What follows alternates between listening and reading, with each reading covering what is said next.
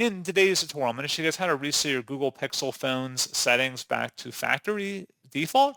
So we're going to cover what that's exactly going to entail in a little bit. And without further ado, let's go ahead and jump right into it. So all you have to do is swipe up on your home screen and you want to select the settings gear button. And then you want to scroll near the bottom of this list where it says system and go ahead and select that tile. And then you want to scroll down again and select the reset options button near the bottom, or actually it's at the bottom of that list. Select the erase all data factory reset option at the bottom of this list here. And this will erase all data from your phone's internal storage, including your Google account, system and app data and settings, downloaded apps, music, photos, and other user data. Select erase all data. And now to confirm, you will be erasing all of your personal information and downloaded apps. You cannot undo this action. Select erase all data to confirm, and that's all you have to do.